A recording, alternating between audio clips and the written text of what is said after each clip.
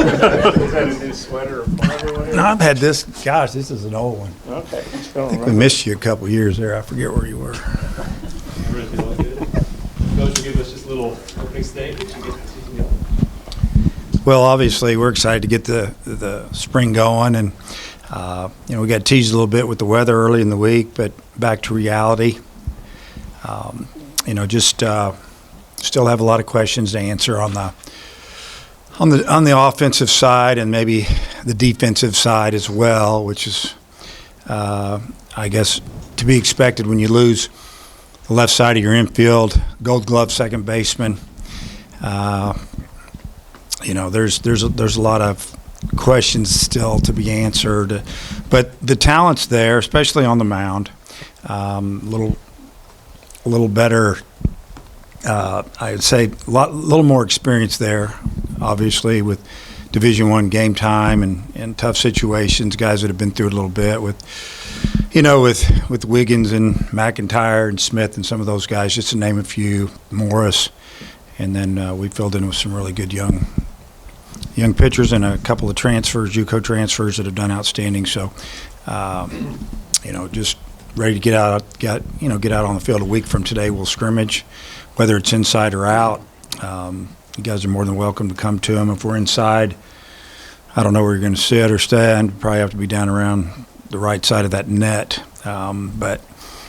or behind the net, depending on if they're throwing the shot put back there, because it's a little dangerous and it's very loud. They like to scream a lot, but it's exciting to be back. We got I mean, the SEC, unbelievable this year, and it's old, and you had 4 or 5 teams in our division that are ranked way up there and are very experienced, whether they played on that team last year or not. So it's going to be an exciting year. Hey, Dave, you've got a lot of 22, 23-year-old players on this team. I wonder, how much does the added maturity help when you've got so many new guys in the building? It helps a lot. And not even guys that are that old. I mean, I think about Tavian Josenberger, who transferred in from Kansas. He's a junior, started both years there. He's been a real leader in the clubhouse and on the field, and I think guys gravitate to him. With Jared Wegner coming in from Creighton, really good player, really good student, very mature. Doesn't say a whole lot unless he's got something to say. I think he's excited to be here. We're glad to have him, obviously. But just having some of those guys around a little bit, I think maybe it calms some guys down, so to speak, just knowing that we've got some guys that have been through it a little bit on both sides of the ball. Coach, how is Brady Slavin's recovery going, and do you still anticipate him being ready for opening day? Oh, yeah, we're excited about having Brady back. I think he's got a different mindset. I think he's in really good shape. Arm's fine. He's throwing 100%, probably better than he ever has, honestly. I fielded the ball real well so far in our drills, and we've done some live at bats off pitch, and he hit one yesterday, and it was inside, and it's all on track, man. But he hit an opposite field ball about 400 and some feet, which was good to see. And it's not all about home runs, obviously, but for him to come out and really his first few live at bats in a while, he looked real comfortable. We noticed on the roster that Oliver sent out that he's listed as an outfielder. What do you foresee for him defensively? So what do you have him listed as? That's what Oliver has. Well, I never know what Oliver has on the roster. So is he listed as an outfielder? That's what he's listed Yeah, as. well, he's not an outfielder. He's a first baseman. Sorry, Oliver. See, if Oliver wasn't working with football in the fall so much, he'd know all that stuff. So I figured. I just wanted to make sure. yeah. Anyway. Hey, Dave, with Smith and Tiger, those guys both, I guess, pitched out of the bullpen. I know you talked last year about making Brady a starter. What do you anticipate for those two guys? Yeah, they could both do either or. Last year when we pulled Smith out of the rotation, he was struggling a little bit, and his bullpen showed that with some of the technology. He was fading a little bit, but I truly believe that's one reason we got to Omaha, because we rested in him, got him right. He got us there coming out of the pen. But I see Hagan as a starter. I still think it's up in the air with Tigert. I think that he could be a starter. He has incredible stuff. His velocity's up. Fastball's good. Obviously, he's got a really good breaking ball. He's got a couple of them now. Worked on a couple of things, but that's still up in the air as far as how we're going to use really those two guys. And except Smith, he'll be on the mound the first weekend starting, I feel like. But there's 3 or 4 other guys that have a chance to start, but we don't know how we're going to use them yet. Coach, at third base, you've got a couple of really good hitters kind of vying for that spot. Defensively, how good do you feel about guys like Callie and Diggs who are kind of fighting in that battle there? Yeah, I mean, that's one of our big question marks. We feel like all those guys can hit. You got to play defense. We lost a great third baseman, and Wallace, who's super athletic with a major league plus arm, and so you just let them. You just let them battle it out, and you don't want it to be a situation when you're playing a really good hitter that doesn't field well, because then as a coach, you're thinking, okay, when do I pull him for defense, or how do I handle this? I think that there's not a lot of separation in them, really between Callie. You could go Jones, who's got super power. He's a freshman, but he's got some bat speed, and then Kendall Diggs, and there's more, but I just need one for now anyway. So we're going to let them battle it out for the next 3 or 4 weeks, and just because we start it one way doesn't mean that's the way we're going to go when conference hits 4 weeks later. The way McIntyre came on last year, I wonder, do you feel what do you feel like his role might be? I think he's going to be a starter.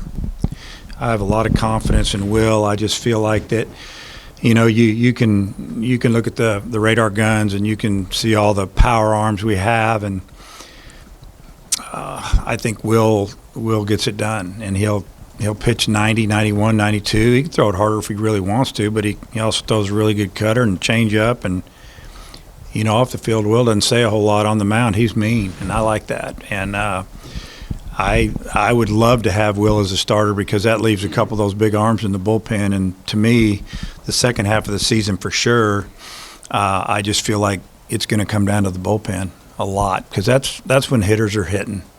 Guys are in their groove. You kind of get what you're getting. You see, or you get what you see.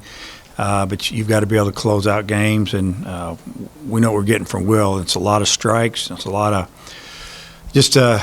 of confidence out there, and he's going to make the other team swing. Talking about the bullpen, Coach, Zach Morris coming back, just having a guy like that with the experience that he got, especially in the postseason last year, how was that? It's great having a veteran. I mean, Zach's a guy that there was definitely some interest in him professionally, as a few of the other guys here, but chose to come back, and I think he's going to be a little bit of everything for us. He can be a guy that can start. He can be a guy that can come in the 5th and finish the game. He can come in and get a hitter out. So a lot of maturity there. Just glad he decided to come back. We've got a few other lefties, but he's the one that's really, when you take a step back, he's the one with the experience, and he's been in about the toughest situation as you could be in that second to last game in Omaha, bases loaded, win or go home, and that's after having a bad start earlier, and we gave him the ball because we had confidence in him, and he came through and got out one of the best hitters in the country. And then the catcher spot, looks like you returned all 3 of the catchers from the fall. I'm just curious, how you're feeling about that spot. Well, Hudson Polk, transferred from Oklahoma. I thought he had a really good fall. He was the most consistent catcher as far as the defensive side. He actually got better as fall went on. I thought that Parker Rowland was really good early, and then, I think he got tired a little bit. That's just the way I feel. Didn't catch quite as good, but he hit pretty much all fall, and he's switch hitter. Those are the 2 guys, and those are the guys that are going to log the innings and get it done for us back there. And I just feel like that, someone will be the number 1 guy. If you're going off of fall ball, it's Polk. But I feel like that the other catcher's right on his tail. So, and you know, Roland brings that left-handed bat. So it'll be a good 1-2 punch. You mentioned the last time we talked to you about Tiger needed a break. How's he doing physically and everything? Yeah, I feel like he's doing real well. He's gotten bigger, you know, with age and conditioning, weight room and all that, but really just growing up. I mean, because, you know, you guys see it. You see a freshman and then you see him a year or two later and you're kind of like, wow, he was a little kid when he first got here. I mean, it's kind of amazing to watch the development. But he's better. He seems to be fine.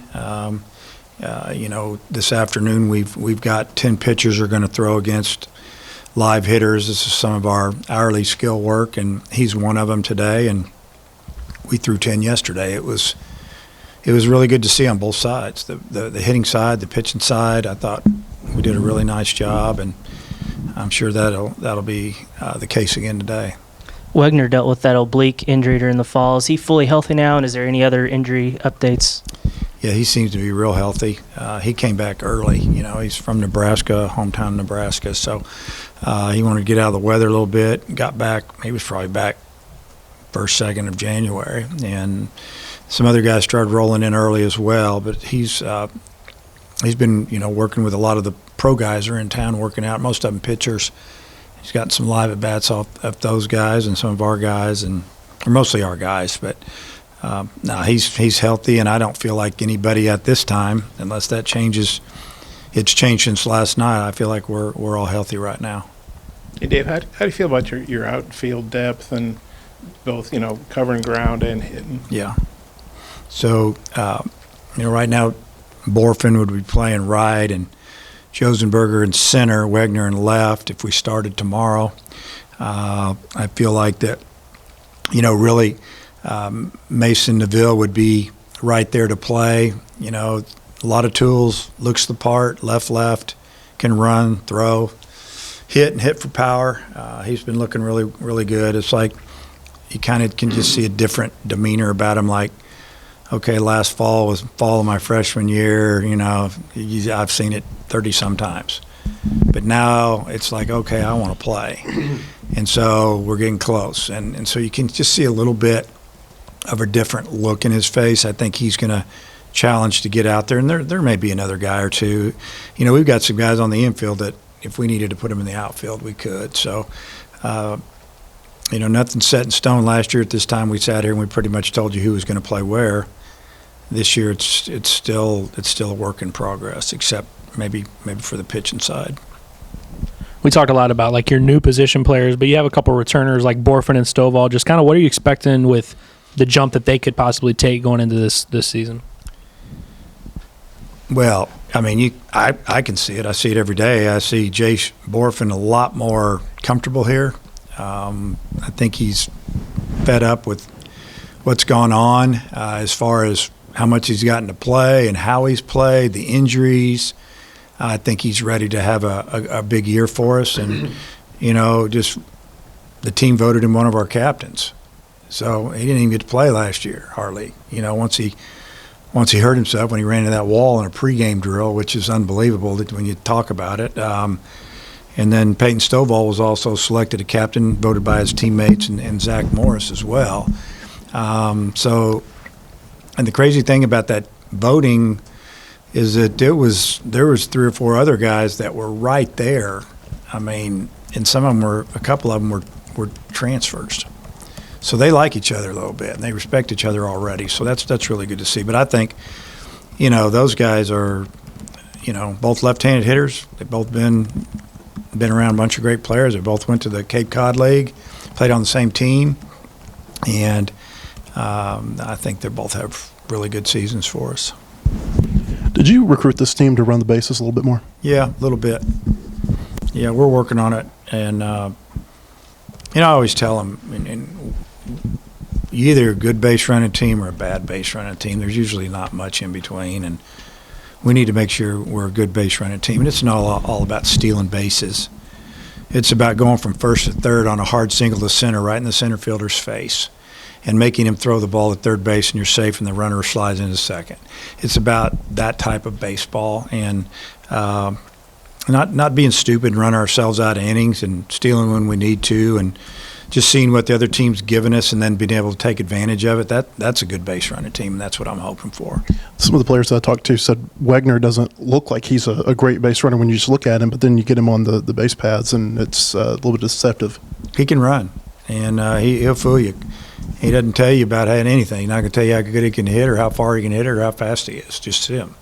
And you got to like that. He just kind of shows you. And we have a couple other guys that are maybe deceivingly quick or fast. And, it doesn't mean you can steal a base just because you can run. You got to have a little bit of feel. We got maybe the fastest guy on the team. He can steal bases, but he doesn't have a good feel for it. And, but we work on it. We probably work on base running as much as,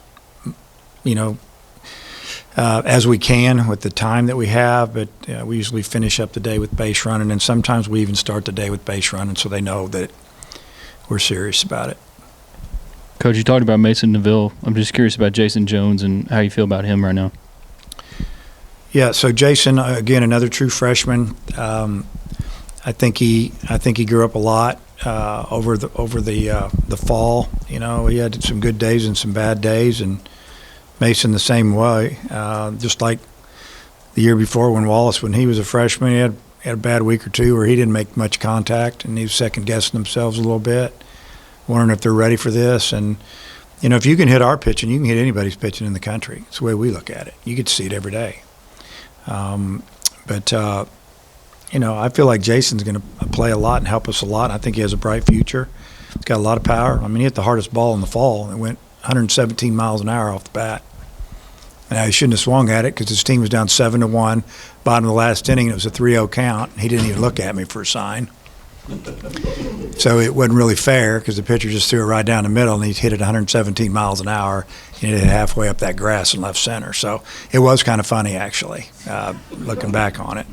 Just kind of shaking our head. But, yeah, I mean, so that tells you something right there. That's hard to do when you're 18 years old at a ball that hard.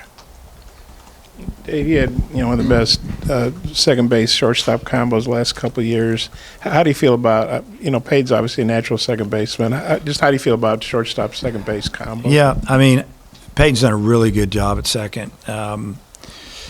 He's learned a lot. You guys saw Peyton play on the corner. You see a kid that really the first 3 quarters of the season, he was just tight, nervous, trying to impress everybody, just trying to live up to the hype. And finally we talked with him. He just said heck with it, and he let it go.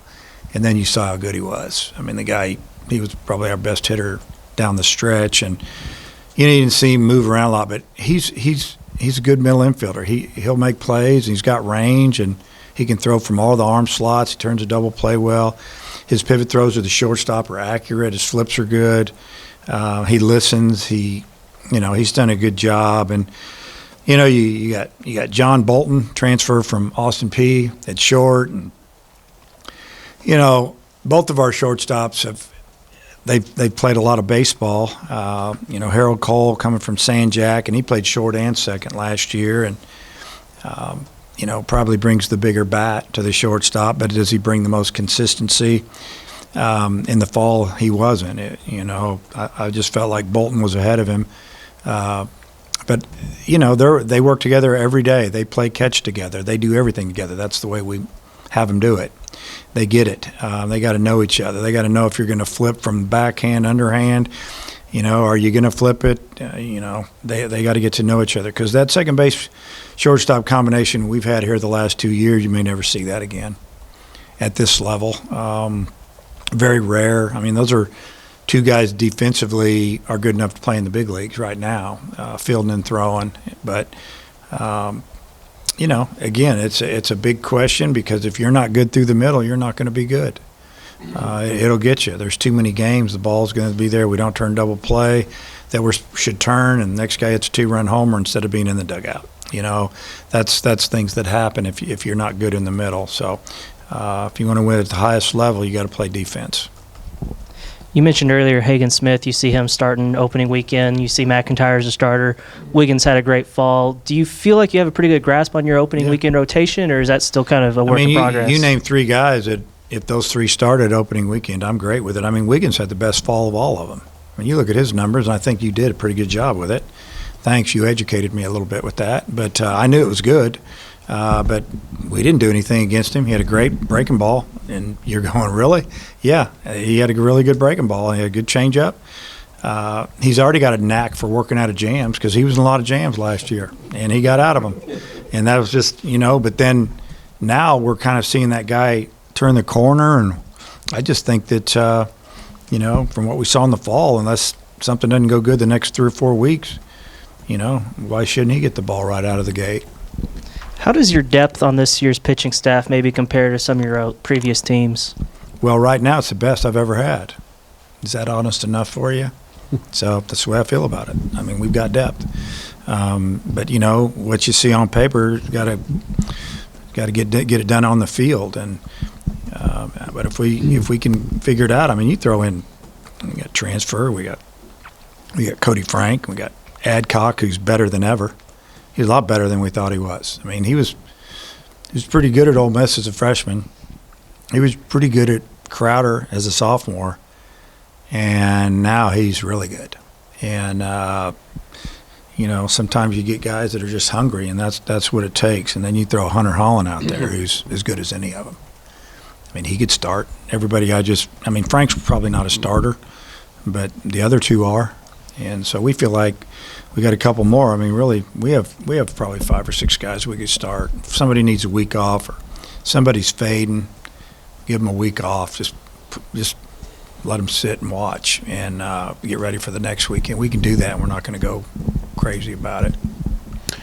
You guys recruited Adcock out of high school, is that right? Mm-hmm. And you've got Borfinen who went somewhere, and you keeping the relationship with the players. Yeah. After they go somewhere, it seems like that's becoming even more beneficial right now. Well, obviously, we recruited both of those kids a lot, and one of them decided to stay home, and maybe one got a better scholarship somewhere, or they told them that we had less pitching, and they had less pitching at the time, and that's the way people recruit. And so, but to get them back just means that we leave a good impression on them, and that when somebody calls and tells me they're going somewhere else, obviously disappointed. I might ask them, what did we do wrong, or why, or what did you like better there, just so I can figure out how to change something. But we're always nice to them. I don't want our coaches getting upset, saying anything. And I mean, it's just the way it is. You've got to learn how to accept that. And probably in this day and age, it's probably a real good practice of acting like that, because you might get them back in a year, then go somewhere and get better for a year and come help you the next year. So you never know. Hey, on your non-conference schedule, I think you've got 7 or 8 teams that won either a regular season or a conference tournament championship last year. Did you expect it to be like that? But Yeah. did some of these teams surprise you, or did you schedule it that way for a reason? We're trying to schedule RPI situations a little better. If you take care of business in the league, and probably this year more than ever, I mean, we're on the road against the number 1 ranked team in the country, the number 2 or 3 ranked team in the country. We play because when you're on the road, obviously, if you beat people, it helps you more than winning at home or at a neutral site. It'll take care of itself. But the more non-conference games you can find, and you win them against teams that obviously are in the top 100 or, top 50, or they have a winning record in their league or a winning record overall, that's how they add all that up. It helps you. Last year we won our non-conference games, but the teams that we played didn't do very well, and so it didn't help us. And we had a good team last year, but our RPI wasn't very good, and we had a pretty good record in league as well. It helped us, but it didn't really help us. The year before, a lot of the non-conference games that we played in 21 and we won them, those teams did really well in their leagues, and it really helped us. Then obviously we won in league play as well. That's why we had the number 1 RPI, and nobody was even close to us really. Maybe Tennessee, but last year's a little different. This year's non-conference with Vegas coming in here and some of these guys coming in here, non-conference on the road the first weekend. I know they're neutral site games, but you win those games, it's really going to help your RPI down the road when they start beating people. Coach, the event in Arlington to open the season a couple years ago, I think Christian Franklin said it was like a College World Series to start the year. I guess what's the approach when you start the season on such a big stage? Well, first off, what I like about it is we know we're going to play, unless we have, like 2 years ago, we almost didn't play because they were froze out and pipes were breaking and there's no water, and we moved the tournament back from Saturday to Monday, I think, and we were all just so excited to play because, you know, COVID hit the year before. We got 16 games in, and we would have hitchhiked down there to play, and we bussed down there, and we don't bus a lot of places, but it was fun, actually. We enjoyed it, and they might not know we're bussing again down there and back. It'll be fun, so, you know, whatever. But, yeah, it's a really, really nice venue. The facility it's second to none, and the big leaguers feel that way. It's, you know, it's 72 degrees in there, and the lights are incredible, and the field is, from the stands, it looks like it's grass, but it's turf. It's fake. And as a matter of fact, I was doing interviews with Phil, our radio guy, and it was Sunday's interview, and Phil had to stay. He couldn't, you know, because of all these protocols. We did it over the phone, and he was up in the booth in the stadium. Kind of a funny story, and then he goes, "Well, man, from up here, and I've been watching, that grass just really plays great. I mean, how do you feel about like the surface?" And I said, "Phil, this is turf." He goes, "You're kidding me." So he didn't even know till the third day. I might have guessed that was Monday, and it's just a great surface, everything about it. And then, you know, the hotel that we get to stay in is connected right there to the facility. There's food, restaurants right there. So that gives you a little bit more of a feel like being up in Nebraska, just walking around. And then, you know, if you play the night game, and we're going to do early, you can, as a player, you can walk over with your pass and just go watch a few innings of the game that's too heady or whatever. It's just a great setup. But more than anything, we know the weather's going to be nice when we step in there, no matter what it is outside. So that's a really good feeling. Coach? I'm good. Keep rolling. Roster management question for you. I think there's 40 players on the roster that Oliver sent out, Yeah. and usually the limit's 35. Are you able to go up to 30? The way I was reading the rules, are you able to go up to 37 Who because told of the? you that? Well, I did a lot of reading. You're telling me that you read that and figured that out. It's pretty impressive. I think. I was hoping you could confirm it. I'm not 100% Okay. confident on it. So you're pretty close. It's looks like we're going to get to have 36. So the way it works, you can have as many players on your roster as you want, but once it's a day before the season starts, we have to turn in a 35-man roster. Those 35s can play in a game and practice with us and do whatever. COVID situation still, like the last semester of this, we get a 36th because we have Brady Slavens, who's been here since that year.